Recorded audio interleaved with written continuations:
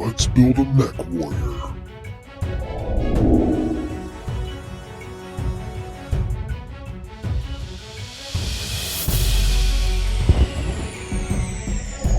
Thomas here with Much Props, going to give you another how-to video. Today I thought I would dive into my tote storage once again. Like a lot of makers, I collect a lot of random bits and parts, and one of those things that I've found a ridiculous amount of have been water guns. I find them at thrift stores, at Halloween sales. Family members and friends give them to me because they know I'm a maker. So I have a ridiculous amount of them, and instead of just giving it a cool paint job, I thought, why not turn it into something else? So today I am going to take some water guns along with some other trash that I have found and make it into a mech. Yeah. So today we are going to build a mech out of random junk and water guns. Let's get to building.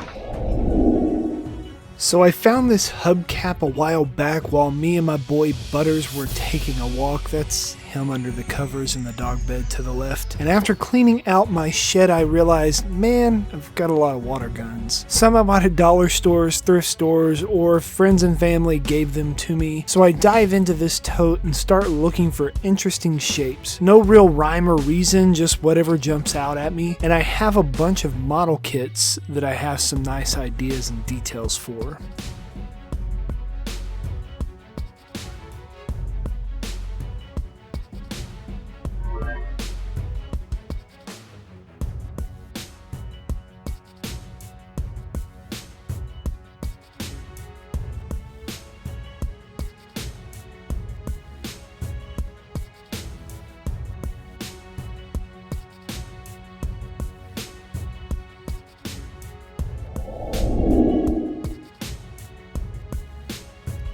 Now, I'm not going to lie to you and say that I just started hacking away at pieces and making it up as I went. I stared at this pile of parts for maybe an hour or two, twisting and turning them in every angle to see how I could use each part. And even after I put the cutting wheel on my Dremel, slapped on a face shield, and started cutting, I still wasn't 100% locked in on where each part would go.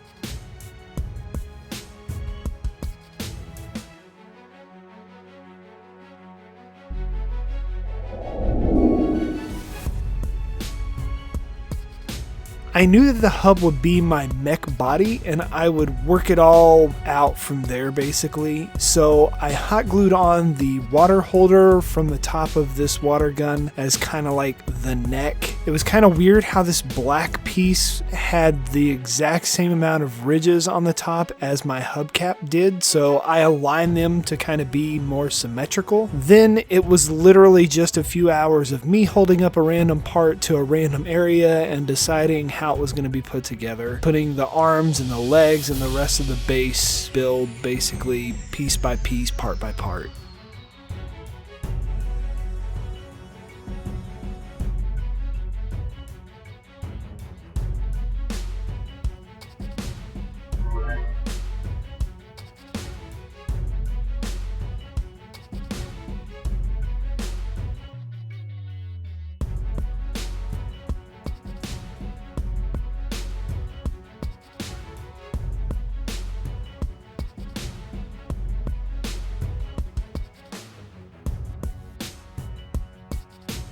Areas that had too big of a gap, I used EVA foam to fill the gap, then slathered more hot glue into it to fill the void. Remember, it's called hot glue for a reason, so be careful. I've got more scars on me from hot glue than I do from blades, like that current one you see on my right thumb there. Hot glue dripped off a piece and cooked me for a bit.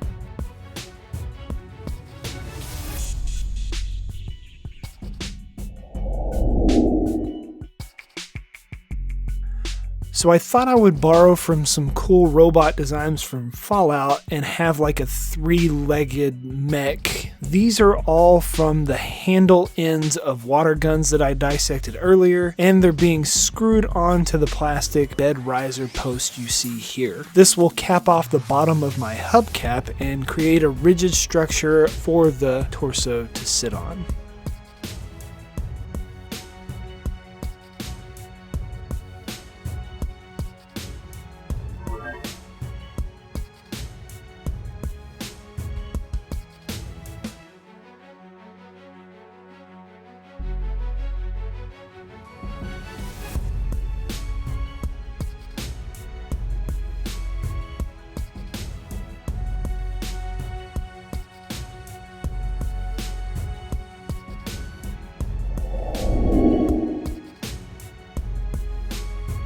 So because I have a beefier leg in the back, my hubcap doesn't sit level. So I marked where I needed to cut and notched out a little space. I always wear a face shield when using my Dremel, but especially when that cutting wheel is on it. One exploded on me a while back, and had I not been wearing it, I would have lost an eye. Safety first. Instead of slathering on hot glue to these parts, which I needed structural support, I decided to hold them all together with screws also.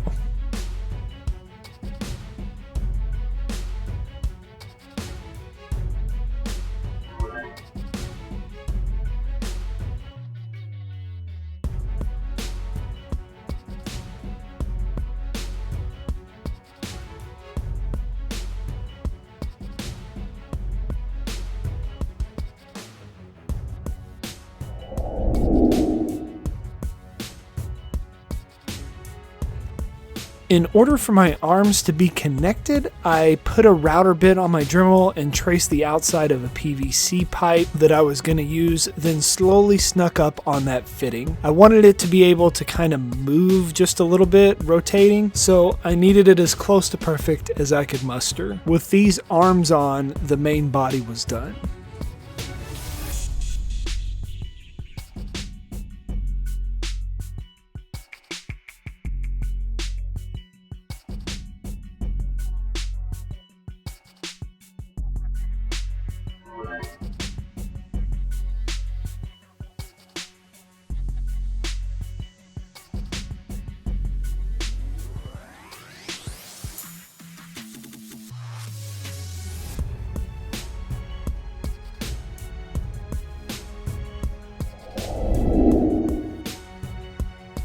Now was the fun part, taking random pieces from model kits and plugging in holes, adding details on flat boring areas, and beefing up the areas that made sense to need extra protection. I used parts from Millennium Falcons, Eagle Transport spacecraft, Y-Wing fighters, Kylo Ren's command shuttle, and random caps and container parts off of food products. While this seems very random, a lot of your favorite ships from sci-fi movie history were made in much a similar way, so I'm not reinventing anything. This is definitely something that I've seen people like Adam Savage and other build masters do ahead of me to come up with this random greebly amalgamation here.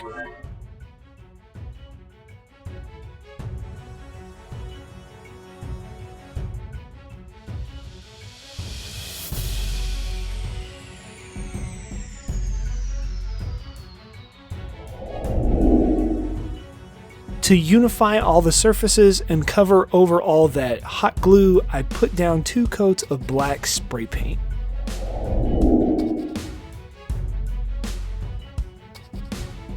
Now to start building up the layers of paint, I start by putting down some silver using some rub and buff over the entire build and then spray it with a clear coat to lock it in. You're just trying to hit high points on the build, leaving cracks and corners bare.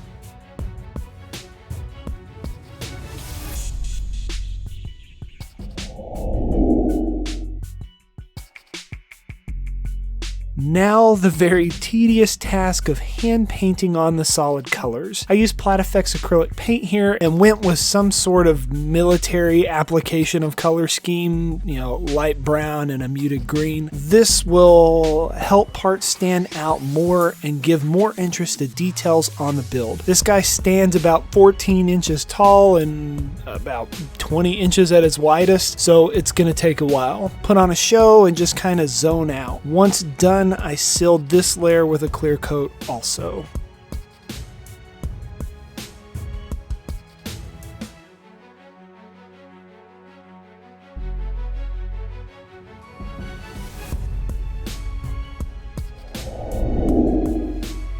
Now time to dirty this thing up. Of course, it is much props. I like to partially mix brown and black together with a wet chip brush and then cover the entire build. Then take a paper towel and wipe off the high points, leaving that wetted down paint in the cracks and crevices and giving all those nice textures to the build. The longer you leave it on, the more the paint will stick, so you want to wipe it off with a paper towel quick unless you're trying to make it super dirty. If it gets too stuck on, just wet your paper towel. If it doesn't come off from that, you can always use some rubbing alcohol to take back the layers. I usually make one heavy pass, then a couple of spot targeted passes to get the desired look.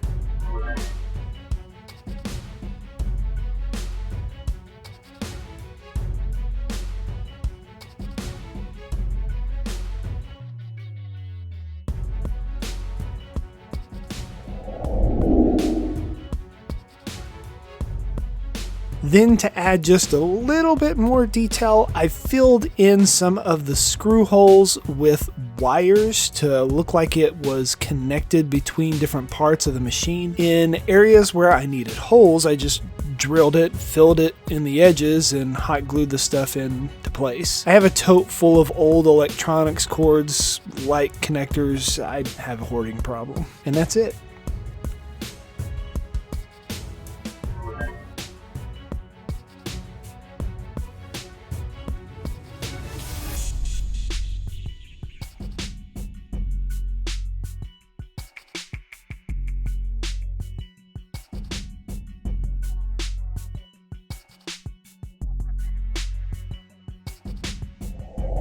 And we are finished. Here is the end result. Kind of looks like R2-D2 and one of those Century bots from Fallout had a baby.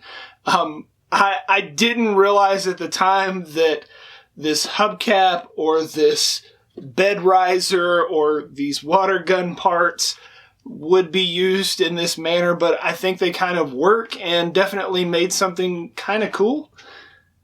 You don't have to use a part for what it's intended for, but it does kind of lend its way to using some of those awesome details that the factory puts in there, and they just don't really highlight very well because they're meant to be just cute little water guns for kid toys. So maybe you will try and make one of these mech warriors yourself and impress your friends with your ability to take something that is junk or not useful anymore and turn it into something that's it's still kind of not useful. Yeah. Maybe you'll get some. Yay! And inevitably, they're going to ask you, how'd you make that? You can give them one of these. Tell them, much props. See if one of his little guns can shoot something at you there. Let me name it.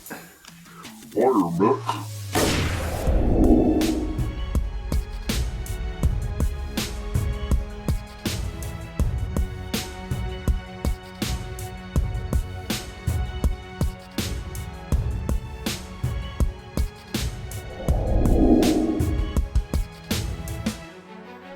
Special thanks to my gold member Patreons, Tyler Hanna, Brian Reagan, and Clayton Hanna, and to my silver tier members. Thank you so much. Please consider joining my Patreon to help build the channel and share creativity.